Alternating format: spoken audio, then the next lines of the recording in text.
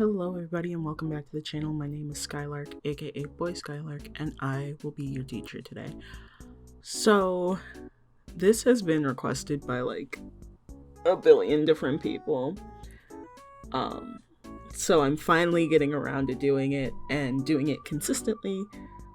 But that also means that I have to do it in a way where we can get multiples out of this. So multiple episodes. This is a long-awaited animation tutorial.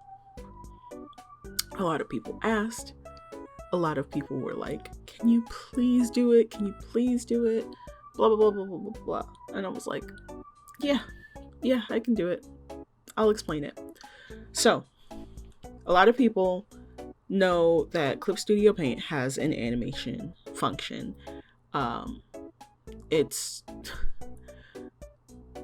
It's such a silly thing, but it's largely debated among Clip Studio Paint users whether the animation function is good or not. I'm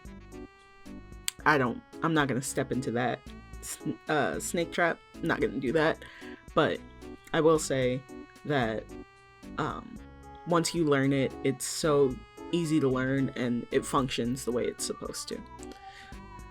So, with that said, we're gonna move forward with the tutorial. The first thing that you need to realize about animating in Clip Studio Paint is that there are a lot of different functions that you may or may not think of. The first thing is that you need to realize that you have a timeline. That timeline by default is at the bottom of Clip Studio Paint, so you'll see a little bar at the bottom with arrows pointing upward. I think it's like 2 arrows pointing upward. It's completely collapsed. You can't see it at all. If you hit those arrows, it'll pop it up. If you don't have that, you can go to Window, Timeline, and that'll pull your timeline up. Once you have that up, you have to set up a new timeline, which is the first 2 buttons on the side. It looks like an animation.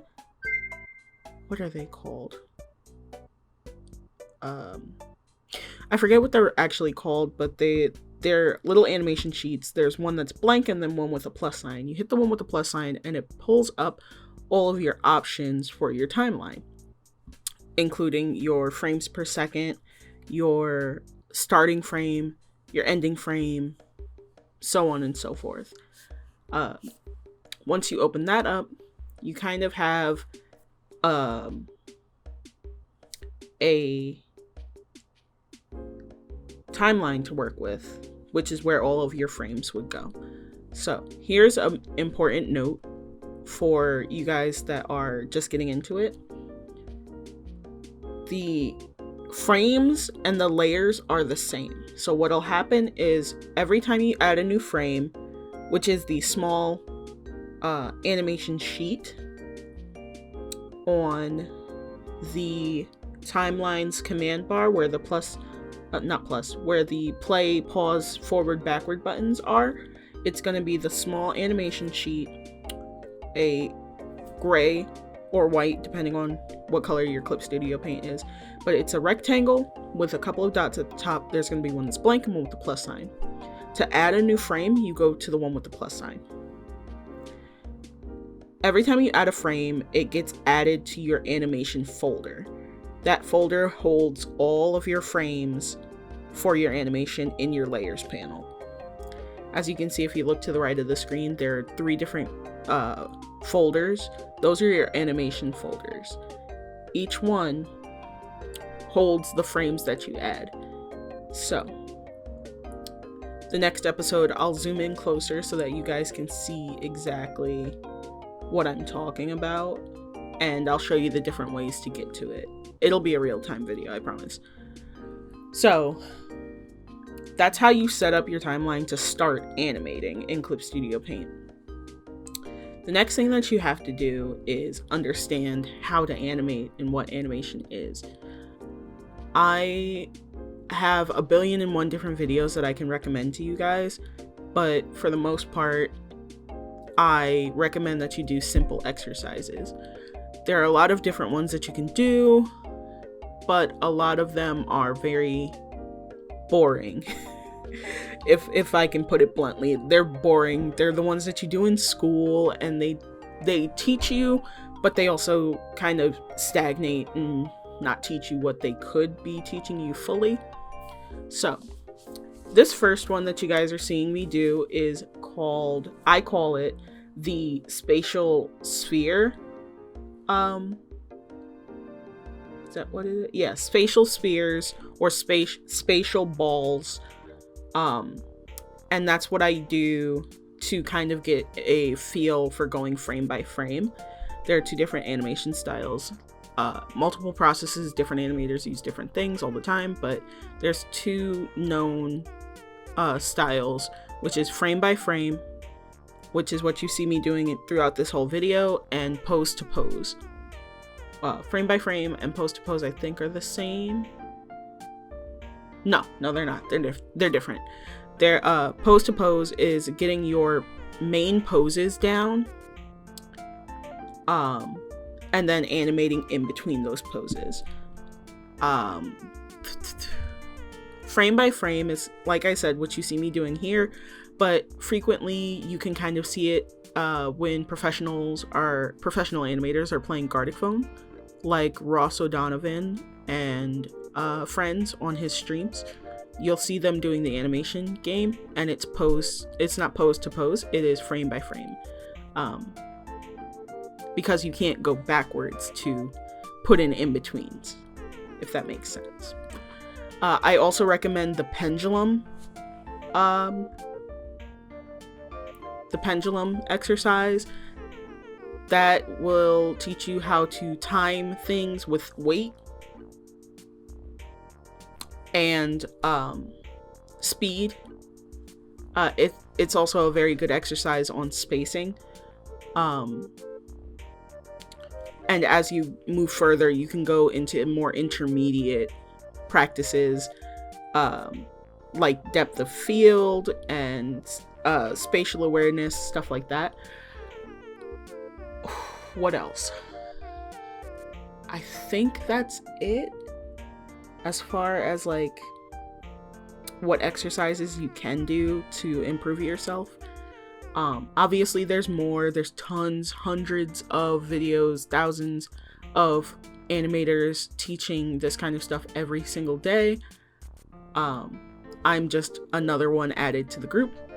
Not that I'm unappreciative of the opportunity to teach you guys what I know, but obviously we try to get the best information out that we possibly can, and sometimes they contradict each other. Sometimes there's conflict between that information, so you need to take what you need from it, from what we're talking about. Back to the animation thing. Clip Studio has a great feature called the camera feature, where you can activate keyframes and create a camera that will follow your animation. So say I wanted to